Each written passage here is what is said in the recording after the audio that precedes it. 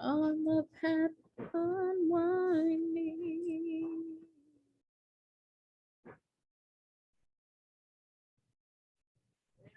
In the circle of life. Ooh.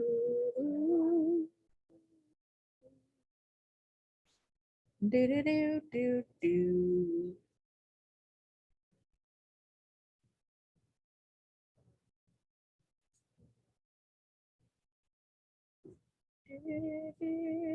Hi.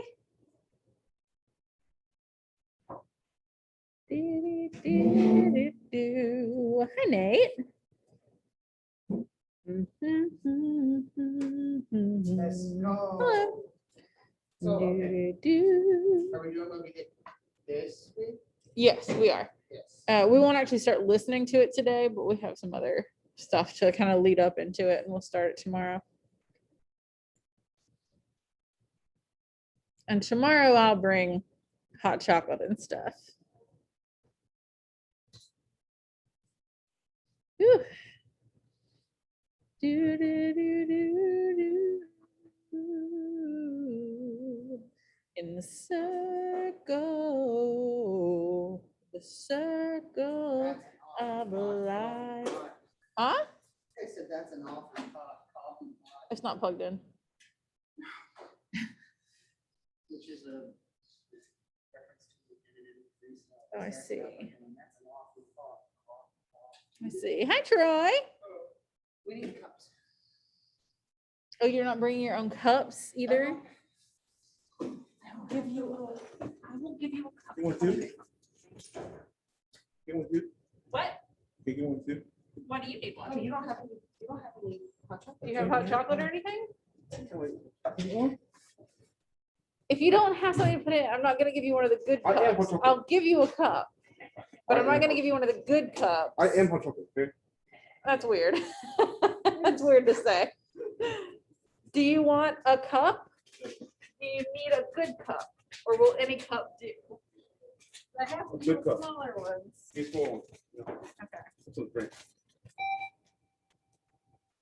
You're welcome. So good. Right there. You're a weirdo. Oh, I'm so cold. It's so miserable in here. It's gonna be warmer for me. It's not hot That's so nice for you. I have hot chocolate. I could have it if I wanted it, but I am gonna drink my coffee in a minute. chocolate. You know, No, I don't. 'Cause it's not good for you. but it's good for your soul. You're assuming I have a It's not soul. disrespectful. What? That was a wonderful. You did not good. Ugh. Slurp, This is slurp. nasty. Why are you doing this?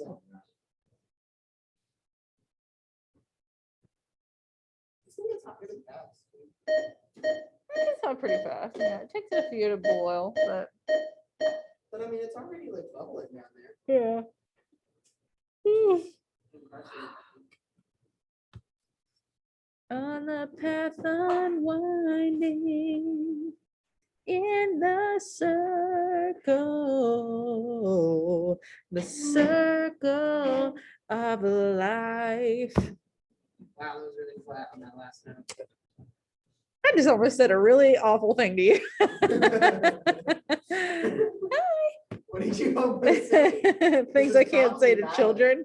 What? Things I can't say to children. Probably valid. I promise it's valid. I promise.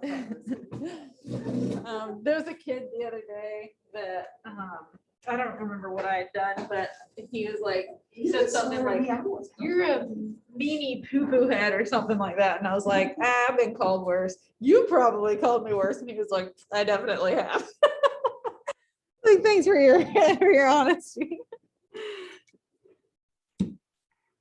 Hey, we've not got that many people in here yet. Although the bell is like a minute off. It's a minute early.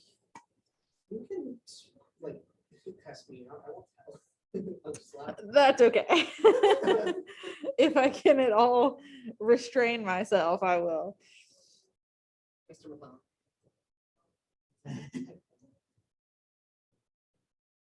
Mr. McClellan was a lovely but weird man, so I'm not going to take it as an insult. I wasn't even taught by Mr. McClellan. I know. So I just called you. You guys had Mr. McClellan, didn't you? I did. You did. Forget that. Well, that seems like an overreaction. Well, I mean, a lot of things make me laugh. So it's kind of like a piling. Hi. Hello. I feel like something just flew above my head. And I mean, maybe I'm going insane, but maybe also it's like a, That's my goal. yeah, I will. I will ask him that. Wait a minute, he's not connected to audio yet. He can't hear you. Yeah, but there we go. Now he can hear you. Okay, Sterling.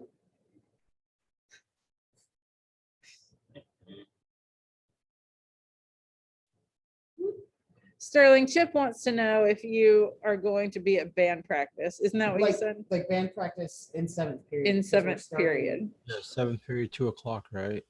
Yep. Yes. All right. Yeah, I should be there. Cool, cool. Any ideas on where Corey is today? Asleep.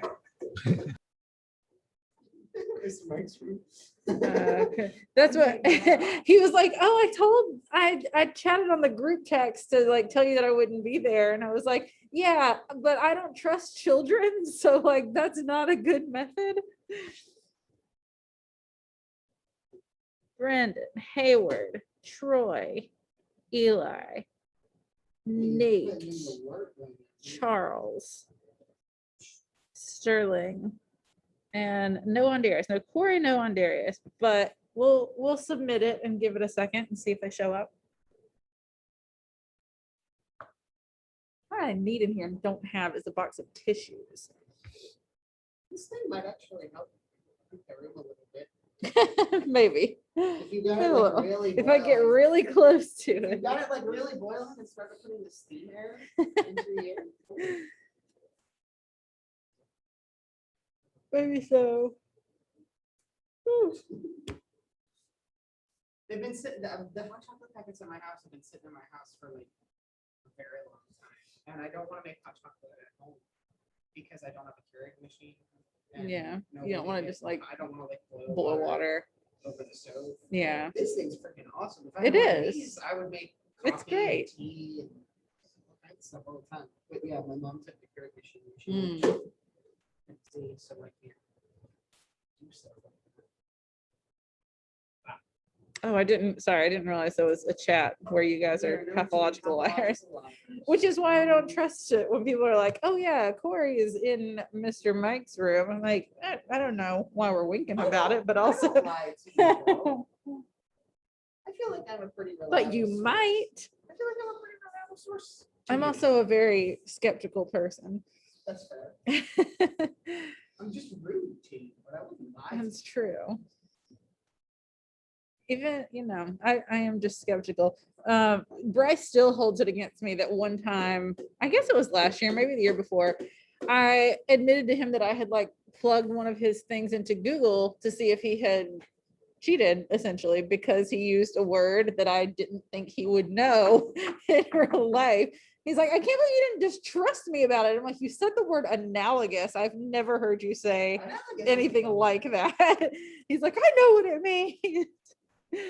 So I'm just skeptical. And also No, like, but you can also just use like the freaking dictionary and find it, or like you synonyms. can, yeah, you can. And I think he did, but also you have kids who like try to just turn in a Robert Frost poem as their own. That's And then wonderful. it's like, why do you, you're making me distrust everyone because you're not trustworthy.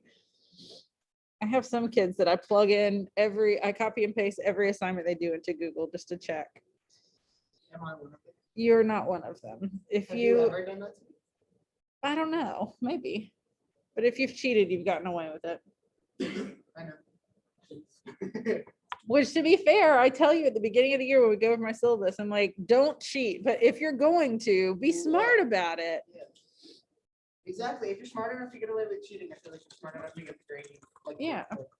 I remember one time, you won't remember, some of you guys might remember Quentin, and he used a word that I didn't think he would know, and like all of his answers were like really articulate, and so I just called him over my desk and I was like, what does this word mean? And he was like, I've never heard that word. I was like, cool, because you used it on your homework. So That's really fun. What is this?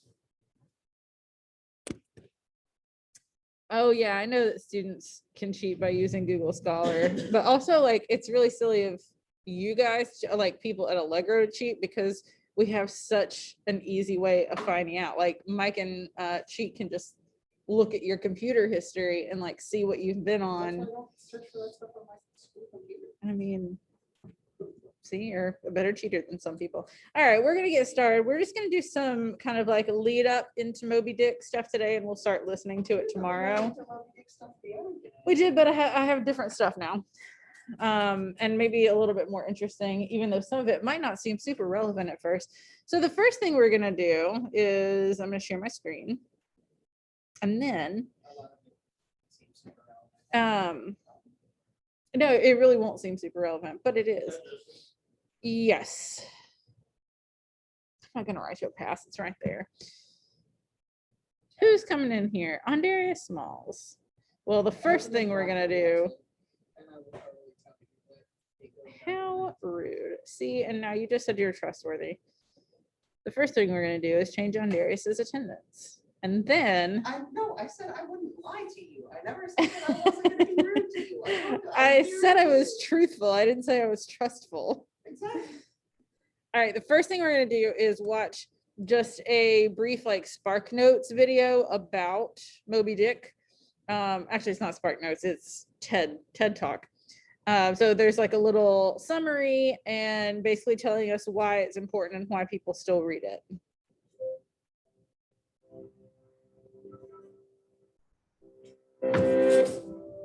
A mountain separating two lakes.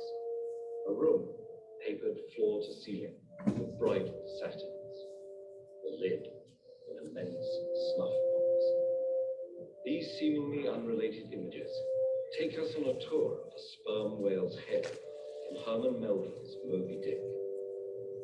On the surface, the book is the story of Captain Ahab's hunt for revenge against Moby Dick, the white whale who bit off his leg.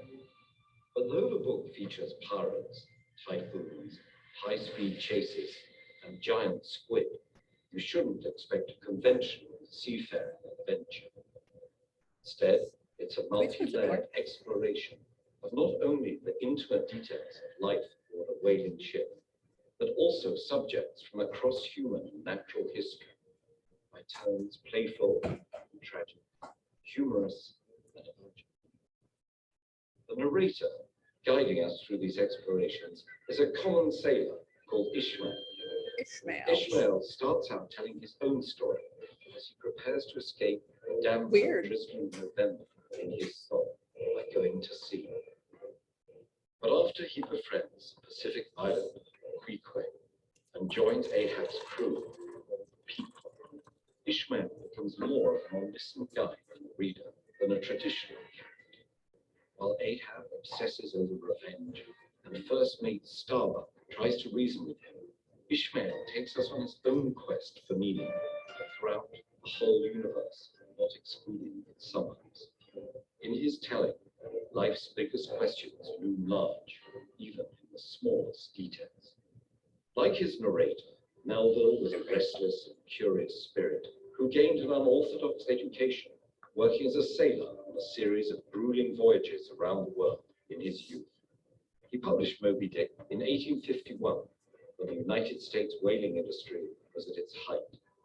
Nantucket, where the Pequod set sail, was the epicenter of this lucrative and bloody global industry, which decimated the world's whale populations. Unusually for his time, Melville doesn't shy away from the ugly side of this industry, even taking the whale's perspective at one point when he speculates on how terrifying the huge shadows of the ships must be to the creature swimming below. The author's first-hand familiarity with whaling is evident over and over again in Ishmael's vivid descriptions. One chapter, the skin of a whale's penis becomes protective clothing for a crewman. Chapters Pretty weird. entitled as unpromising as cistern and buckets become some of the novel's most rewarding, as Ishmael compares bailing out a sperm whale's head to midwifery, which leads to reflections on Plato. Tangling whale lines provoke witty reflections on the ever-present perils of entangling all mortals. It draws on diverse branches of knowledge, like zoology, astronomy, law, economics, mythology, and teachings from a range of religious and cultural traditions. The book experiments with writing style as much as subject matter. In one monologue, Ahab challenges Moby Dick in Shakespearean style. Towards thee I roll, thou all-destroying but unconquering whale. To the last I grapple with thee. From hell's heart I stab at thee. For hate's sake I spit my last breath at thee. One chapter Hateful. is written as a play script, where members of the Pequod's multi-ethnic crew chime in individually and in chorus. African and Spanish sailors trade insults, while a Tahitian seaman longs for home. Chinese and Portuguese crew members call for a dance, and one young boy prophesies disaster. In another chapter, Ishmael sings the process of decanting whale oil in epic style, as the ship pitches and rolls in the midnight sea, and the casks rumble like land seals. A book so wide-ranging has something for everyone. Readers have found religious and political allegory, existential inquiry, social satire, economic analysis, and representations of American imperialism, industrial relations, and racial conflict. As Ishmael chases meaning and Ahab chases the white whale, the book explores the opposing forces of optimism and uncertainty, curiosity and fear that characterize human existence, no matter what it is we're chasing. Through Moby Dick's many pages, Melville invites his readers to leap into the unknown, to join him on the hunt for the ungraspable phantom of life. Okay. For more Oh. harrowing tales of monstrous We don't need to hear that. So basically, like, why do we still read Moby Dick? Well, it's got kind of everything in it. Like, it's not just the story of a guy chasing a whale, although that is a big part of it, and like that's a revenge story. But you also have stuff about the American dream and economics and business and philosophy and like ancient Greek philosophy, and there's all this stuff content wise you can get out of it, kind of searching for like the meaning of life. And then form wise, it's also very experimental, because you have like big monologues and soliloquies. One chapter is randomly written as a script. Chapters really differ from each other. Well, luckily we're not reading it, so it'll be a lot different. But like, I mean, I've told you guys, I've never made my way through the whole book. It's like, I think our version is over 600 pages. Originally it was over 900. And like they said in this video, some chapters are like very detailed explanations of decanting whale oil, and I'm just not into it. Like, I don't care that much about how to decant whale oil. So I haven't read it, the whole thing, but a lot of people are in love with this book and like see it almost as like, yeah, a lot of people have. If they talk about decanting milk. I know, and there's some, and like with some authors, they find their content so interesting they assume everybody else is going to as well. Like the book of Les Miserables, most people read an abridged version because the real version is so long, and there are like pages upon pages that describe the sewer system of London at the time. And it's like, why? Why do we need to know this? So there's a lot to this. So as far as like adapting it into the audio theater that we're going to look at, I have this brief little thing about finding a direction.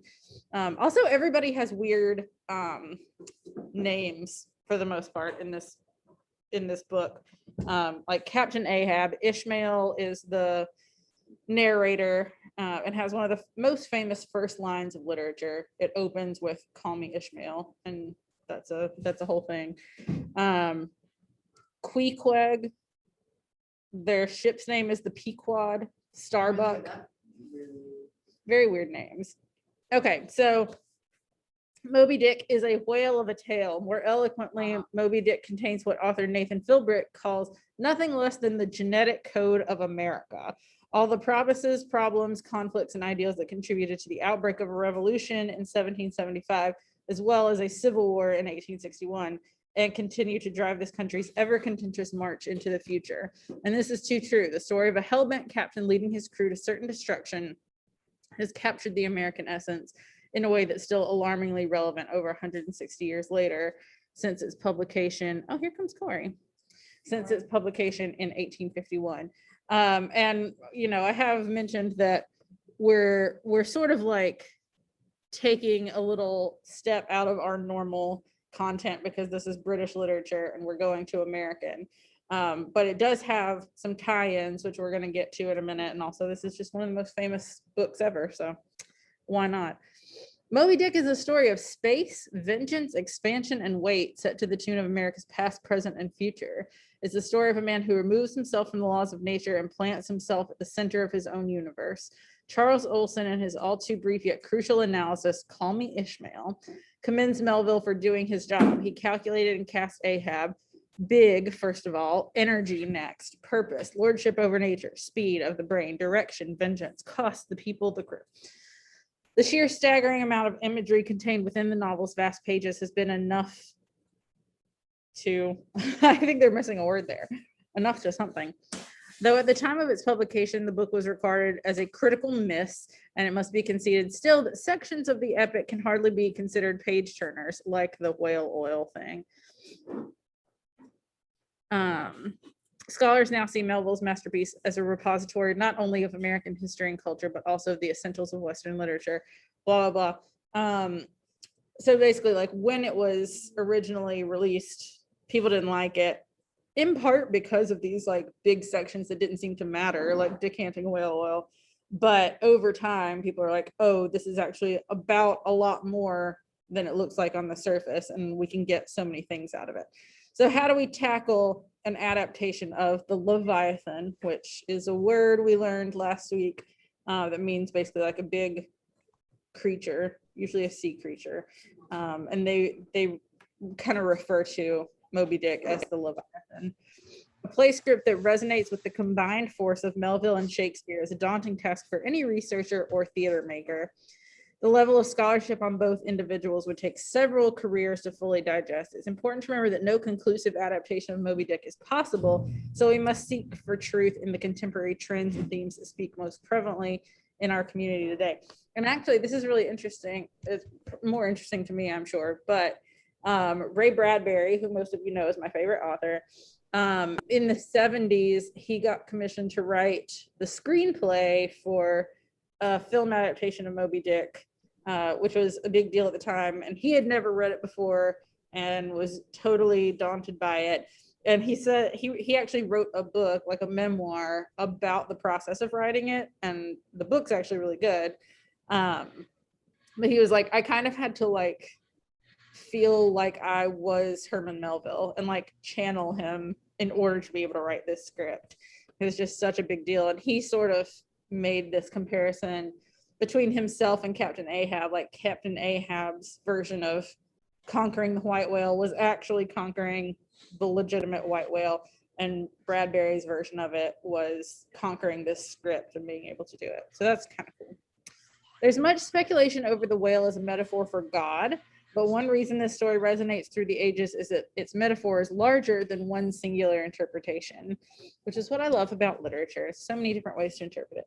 We must approach the text with today's worldview in mind, following philosopher and author Daniel Quinn's musings that there's nothing fundamentally wrong with people. Given a story to enact that puts them in accord with the world, they will live in accord.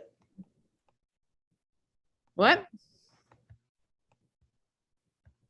Sorry, I heard somebody talk, but I don't. Oh. But given a story to enact that puts them at odds with the world, as yours does, they will live at odds with the world. Given a story to enact in which they are lords of the world, they will act like lords of the world. And given a story to enact in which the world is a foe to be conquered, they will conquer it like a foe, and one day, inevitably, their foe will lie bleeding to death at their feet, as the world is now. To quote Ishmael, this is the key to it all.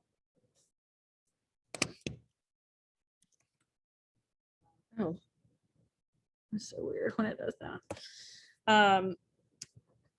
So we're dealing with much bigger things than just a guy out for revenge on this whale. However, to tie it into British literature, obviously there's been some mentions about Shakespeare and how he's relevant to Shakespeare. I'm gonna go ahead and like find this spot in the text that these folks gave me.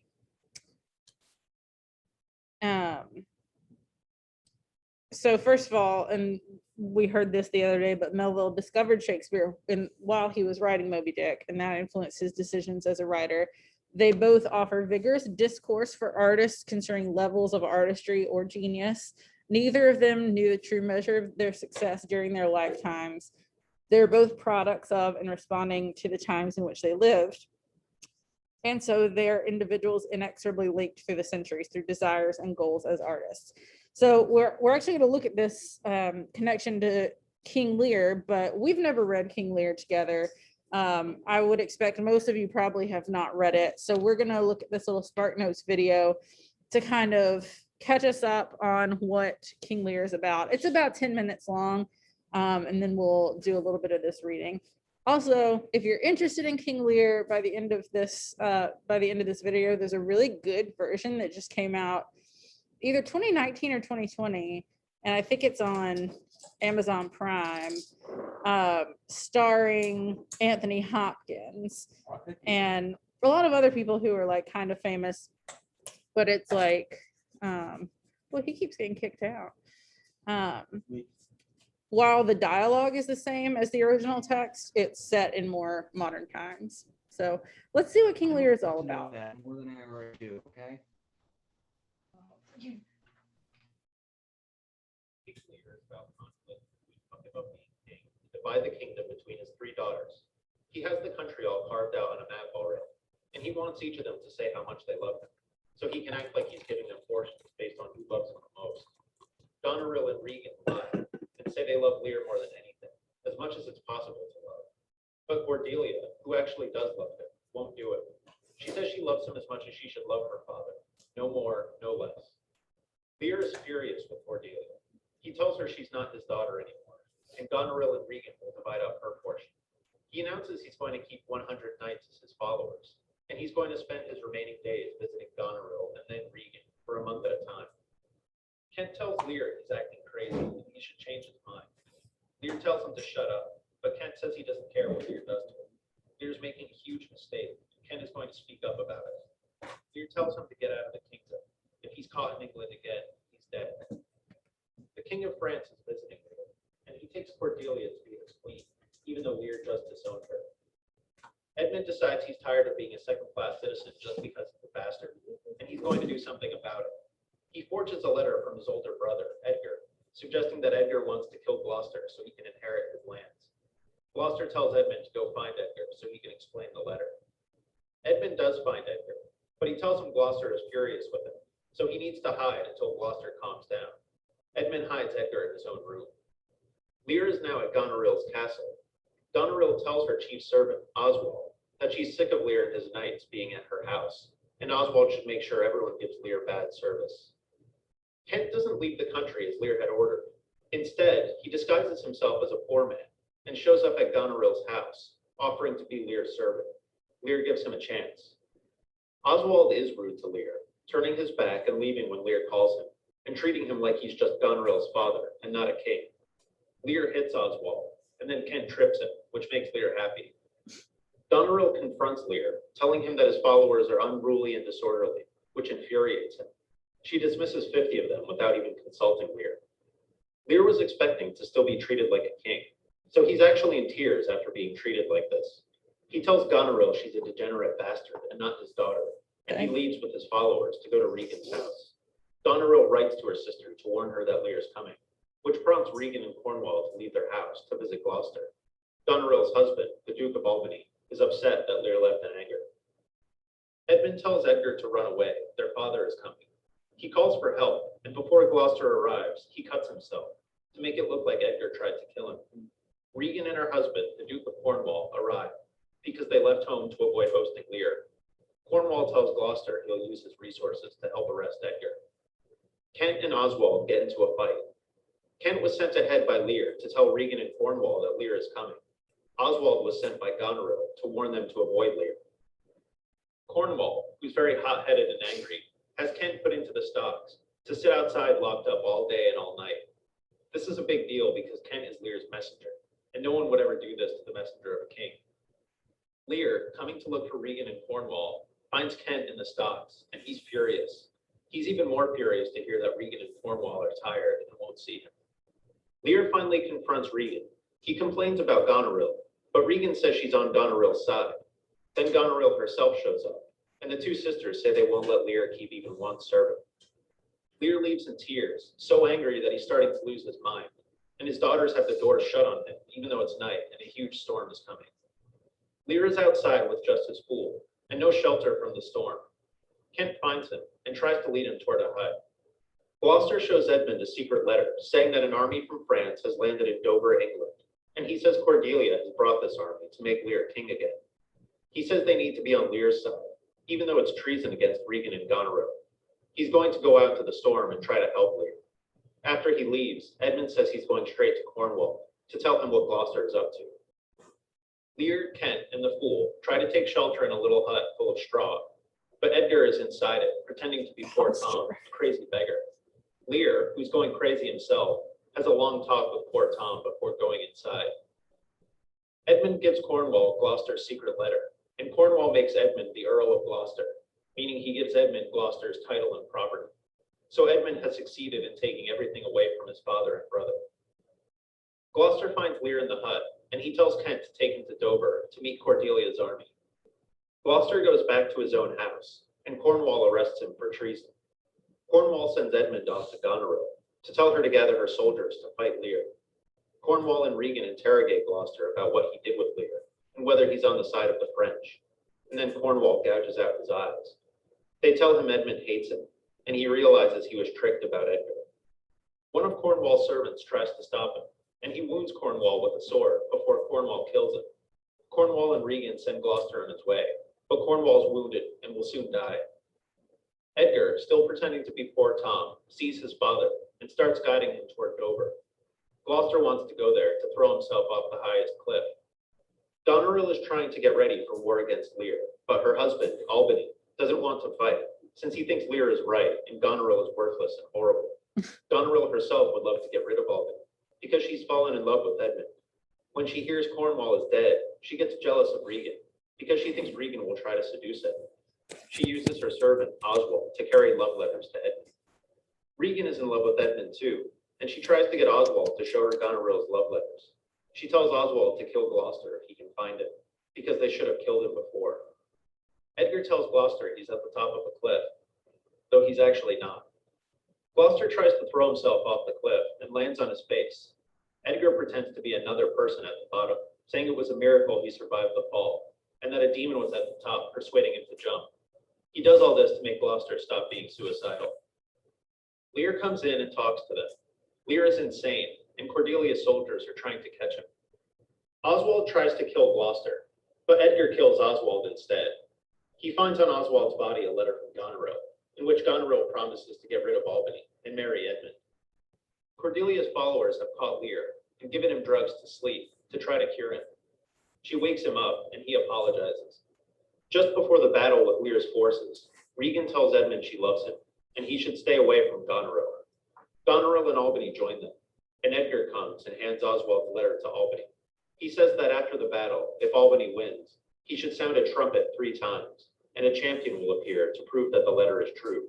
What Edgar is talking about is trial by combat, a tradition that says if a knight is accused of something, he Game can of fight with Thrones. his accuser, and the winner must be right because God made them win. Edgar is accusing Edmund of treason, and he'll fight Edmund to prove it. Cordelia's forces lose, and Lear and Cordelia are captured. Edmund gives a captain orders to kill them in prison. Regan and Goneril start arguing over which one of them gets Edmund. Regan says she wants to marry him, but Albany says she can't because his own wife has promised to marry Edmund already. He accuses Edmund of treason. Regan is getting sick anyway because Goneril has poisoned her. A trumpet is sounded, and Edgar appears to fight Edmund and prove he's a traitor as Regan is carried off. Edgar defeats Edmund, and Albany shows Goneril's letter to her. She runs off and kills herself. Edgar reveals his true identity, Rough. and Kent arrives on the scene. A servant brings the news that Goneril and Regan are both dead. Goneril stabs herself after poisoning Regan. Edmund decides to do something good before he dies, so he tells them to go save Lear and Cordelia. Lear comes in carrying Cordelia. They were too late to save her. Kent tries to tell Lear that he was the loyal servant, but Lear's lost his mind again and doesn't understand. Lear dies, and Kent says he plans to join him soon. Edgar and Albany are the last people left to rule Britain. For more, Nope, we don't need more.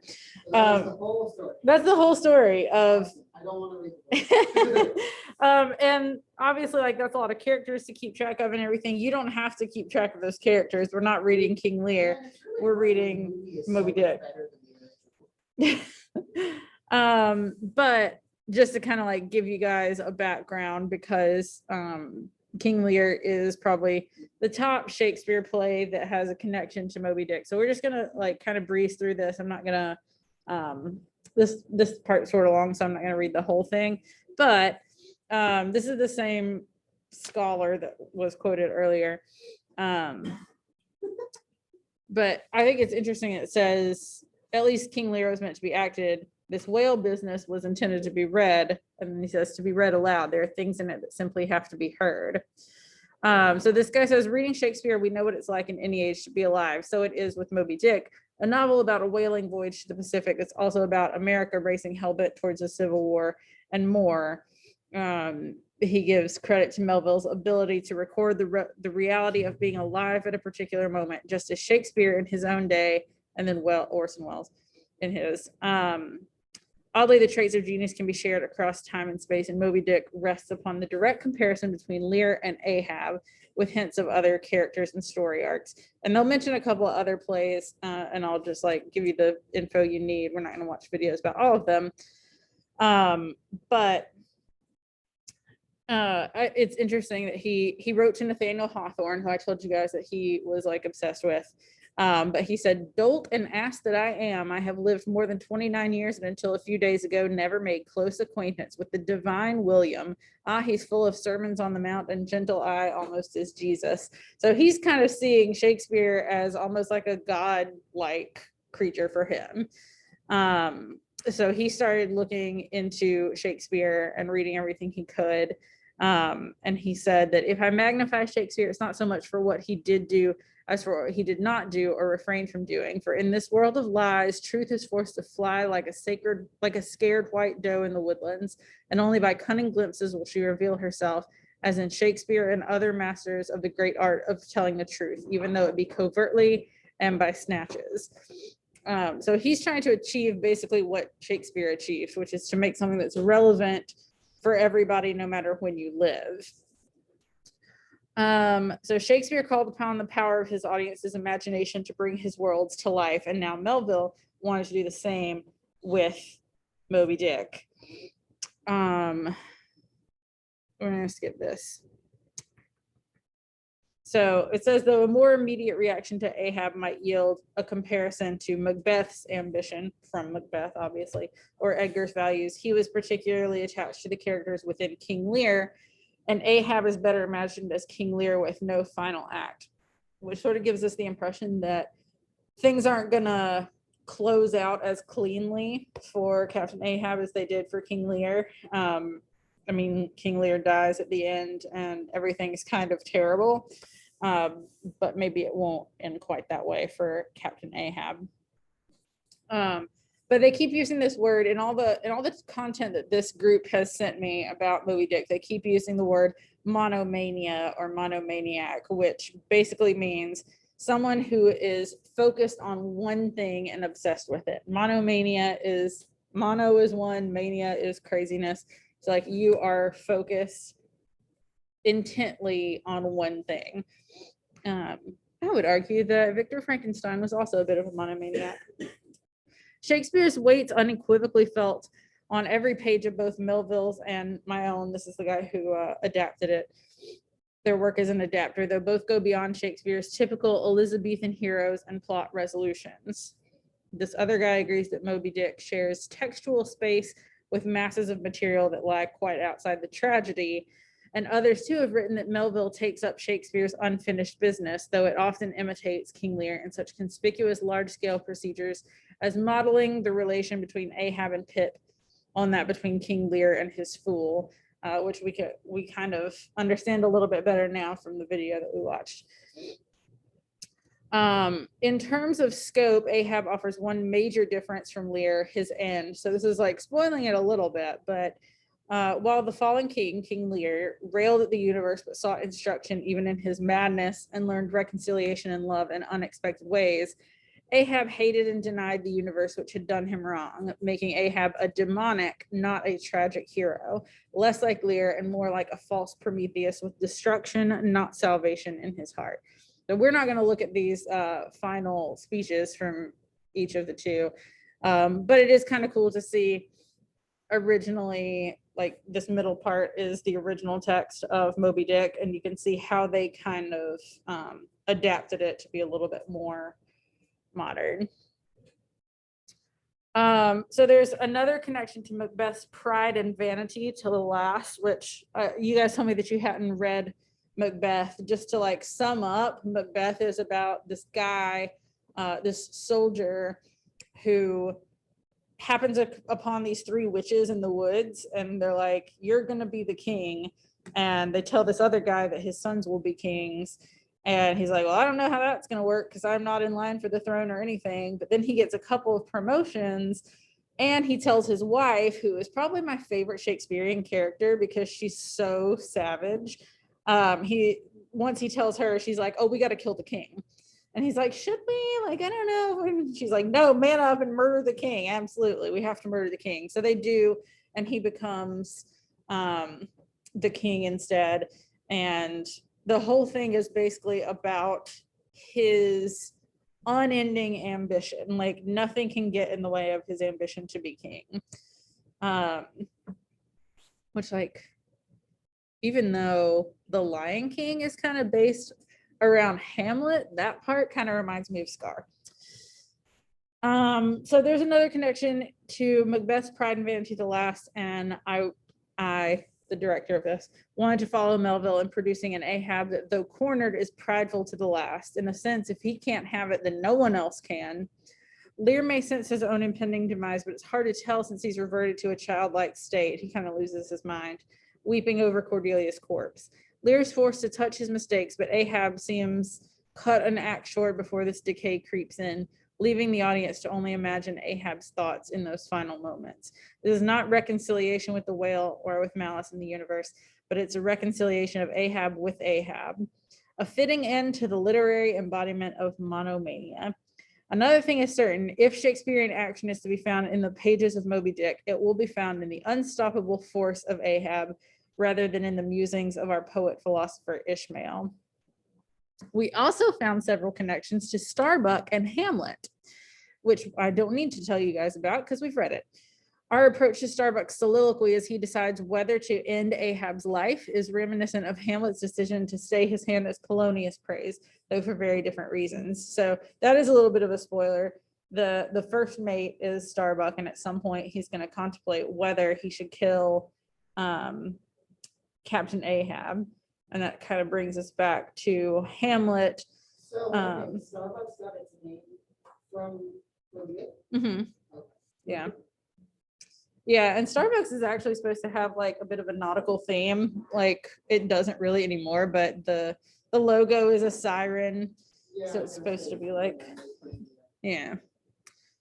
So Ahab represents an improvement, a step in the evolution of the Shakespearean protagonist. And Ahab is not a man who kicked himself loose from the moral universe in ironic bitterness, but like Hamlet, perhaps, but someone who took upon himself what he conceived to be the burden of humanity. He faced the darkness as he saw it. So he's not trying to kind of like get away from everything like Hamlet is. He's trying to face it head on. I don't know that I really want to.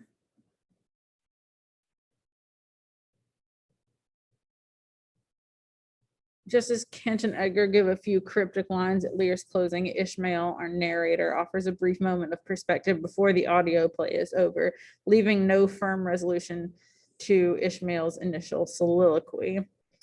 Okay, so I'm just gonna read this last paragraph. A final thought on Ahab. It should be noted that neither the book nor the play label Ahab as what Sewell calls an emblem of no absolute order, nor is Ahab's story one of good versus evil. A White Whale is like the novel, not a mystery, but a play about a mystery, leaving Ahab's actions up to the audience for interpretation. Father Mapple gives us the key, though, in his sermon on Jonah, which we'll listen to on Wednesday. The perennial sense of injustice, the cry of Prometheus and Job, as of Lear and Hamlet, was also Ahab's. Why did the innocent suffer? This was the inscrutable thing that Ahab hated. Ahab never penetrated the mystery nor came to as full an understanding of the meaning in suffering as did Job or Lear.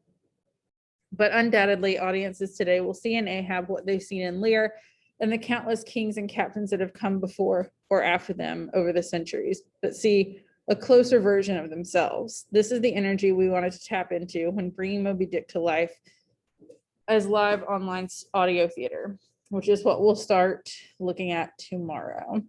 So, hopefully that'll just kind of set the stage a little bit for some connections between Shakespeare. I don't know what my camera's on.